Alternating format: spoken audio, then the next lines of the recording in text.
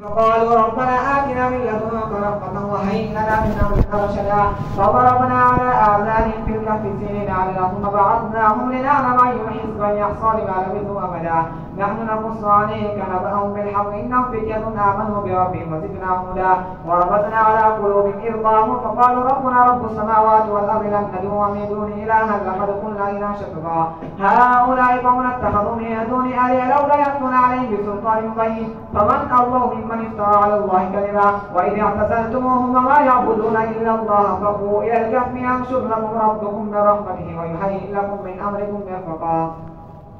وترى الشمس إذا طلعت تساور عن كهفهم ذات اليمين وإذا غربت تقرضهم ذات الشمال وهم في فجوة منه ذلك من آيات الله من يهدي له هو المهتد ومن يضلل فلن تجد له وليا مرشدا وتحسبهم أيقاظا وهم ركوبا نقلبهم ذات اليمين وذات الشمال وقلبهم باسط ذراعيه بالوسيلة لو اطلعت عليهم لوليت منهم فرارا ولملئت منهم ربا وكذلك بعثناهم ليتساءلوا بينهم قال قائل منهم كم لبثتم قالوا لبثنا يوما أو بعض يوم قالوا ربكم أعلم بما لبثتم فبعثوا أحدكم بورقكم هذه إلى المدينة فلينظر أيها أزكى طعاما فليأتكم برزق منه وليتلطف ولا يشعرن بكم أحدا إنهم إن يظهروا عليكم يرجموكم أو يعيدوكم في ملتهم ولن تفلحوا إذا أبدا وكذلك أعثرنا عليهم ليعلموا أن وعد الله حق وأن الساعة لا ريب فيها إذ يتنازعون بينهم أمرا فقالوا ابنوا عليهم بنيانا ربهم أعلم بهم قال الذين غلبوا على أمرهم لنتخذن عليهم مسجدا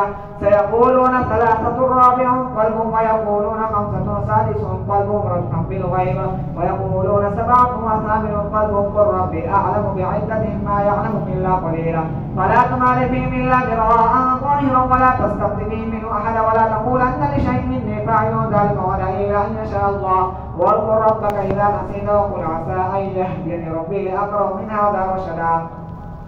ولبثوا في كهفهم 300 سنين وازدادوا 9 قل الله أعلم ما لبثوا له غيب السماوات والأرض أبصر به وأسمع ما لهم من دونه من ولي ولا يشرك في حكمه أحدا واتل ما أوحي إليك من كتاب ربك لا مبدل لكلماته ولن تجد من دونه ملتحدا واصبر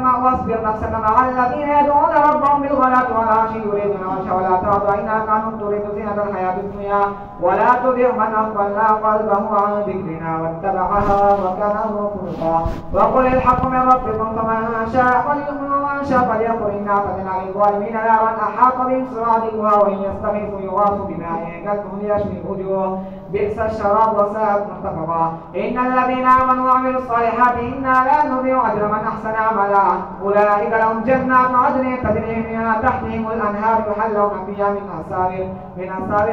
ذهب ويلبسون ثيابا خضرا من سندس واستبرق متكئين فيها على الأرائك نعم الثواب وحسنت مرتفقا الله أكبر سمع الله لمن حمده الله أكبر